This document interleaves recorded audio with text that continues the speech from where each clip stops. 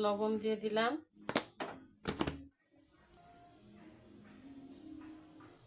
মরিচ গুঁড়ো দিয়ে দিলাম,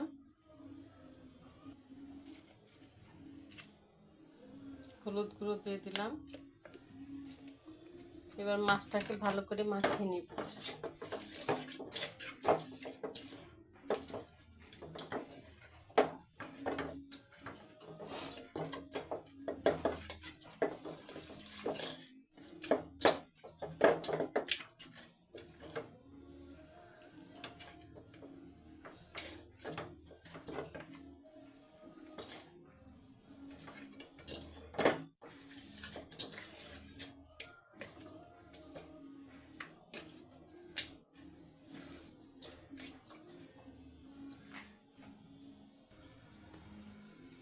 এখন এখানে তেল দিয়ে দিলাম। কড়াইটা আগে পানি দিয়ে দিয়েছিলাম, জাল দিয়ে চুলা ধরিয়ে দিয়েছিলাম, যে কারণে আগে থেকেই এটা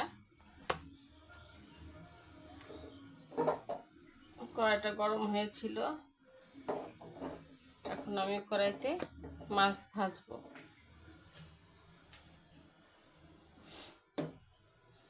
তেলটাও গরম হয়ে গেছে, এখন আমি তেলে মাছ ভেজে নেব।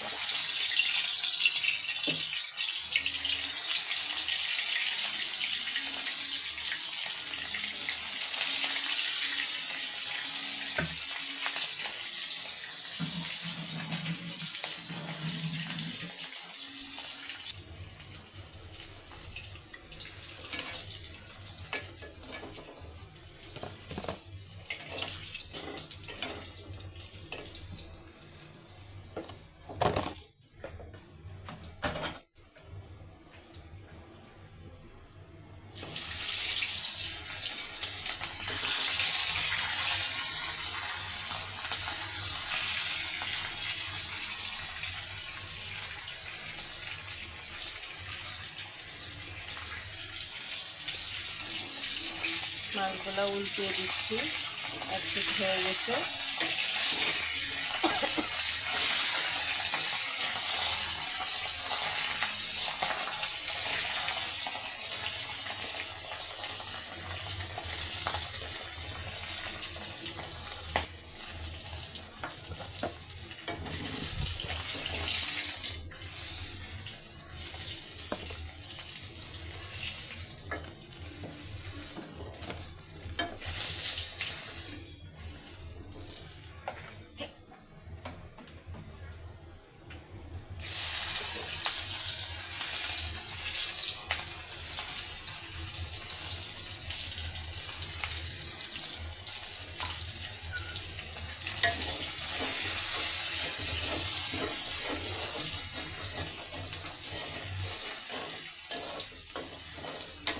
দিয়ে দিলাম,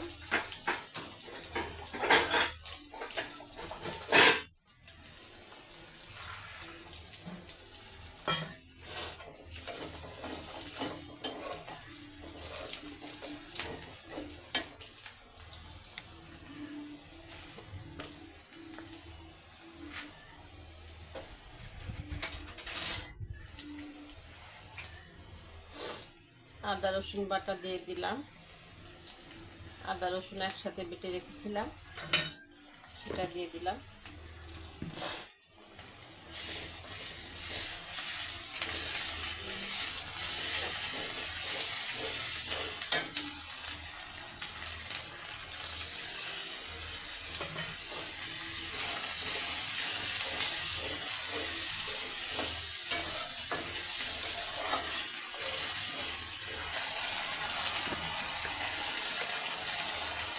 এক চামচ লবণ দিয়ে দিলাম,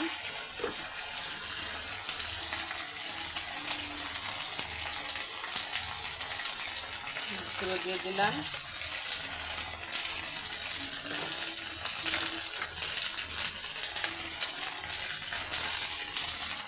আমি ঝালটা কম খাবো, তাই ঝালটা একদম কম দিব, একটু সামান্য, যেহেতু মিষ্টি তরকারি একটু ঝাল বেশি দিলে ভালো লাগবে না।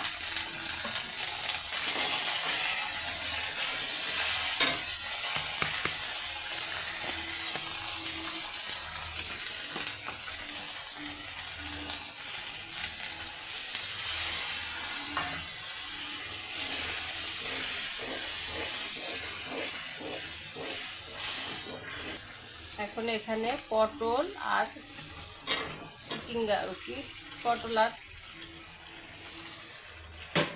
তরই, আমরা তরই বলি, অনেকে ঝিঙ্গা বলে, যে যে নামে ডাকে আর কি।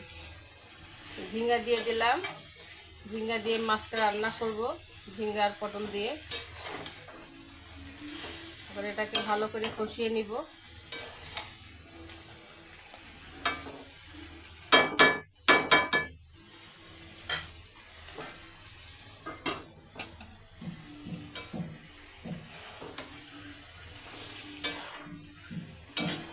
ভালো করে কষিয়ে নিতে হবে। কষিয়ে নিলে এর থেকে পানি বের হবে। এই যে অনেক পানি বের হয়েছে, আরো পানি বের হবে।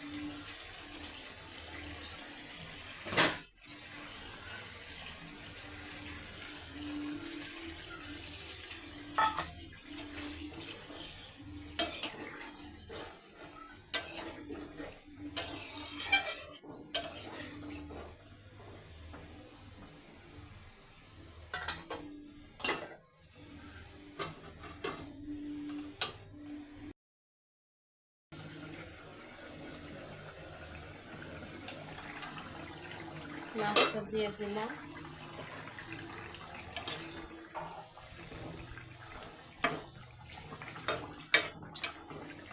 এইভাবে মাছ রান্না করলে মাছটা ভীষণ ভালো লাগে, কারণ ঝিঙ্গাটা একটু মিষ্টি মিষ্টি থাকে, মাছটাও মিষ্টি মিষ্টি লাগে। তরই দিয়ে দিয়েছি, আর ঝিঙ্গা আর তরইতে একই জিনিস, আর পটল দিয়ে দিয়েছি। এটা খেতে ভীষণ ভালো লাগে। এখন আমি একটু জিরা দিয়ে দিব। জিরা ফাঁকি না দিলে ভালো লাগে না, কারণ কাঁচা জিরাটাও আমি বাইটে দেইনি, আর জিরা ফাঁকিটা দিলেই আমার কাছে খুব ভালো লাগে।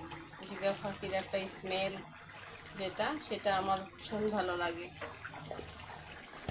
অনেকে জিরা ফাঁকি খেতে পারে না, আবার বেশিরভাগ মানুষই জিরা ফাঁকিটা খায়।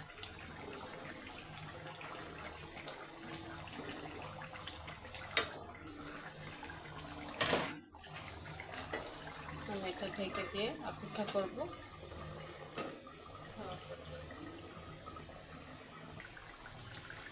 এই রান্না হয়ে গেল। ঝিঙ্গা পটল দিয়ে রুই মাছ রান্না করলাম, রান্না হয়ে গেছে। তো বন্ধুরা, তোমরা যদি এই রান্নাটা তোমাদের ভালো লাগে অবশ্যই কমেন্ট করবা, আর লাভ রিয়েক্ট দিবা। 5 জনকে রিপ্লাই কমেন্ট করে 5 জনকে লাভ রিয়েক্ট দিয়ে দিবা, আর লাইক কমেন্ট করো। যদি ভালো না লাগে তাহলে এড়িয়ে যেও। ভালো থাকো বন্ধুরা, তোমাদের সবাইকে অনেক অনেক অনেক ভালোবাসা ও শুভেচ্ছা দিলাম। ভালো থেকো সবাই, সুস্থ থেকো। আল্লাহ হাফেজ।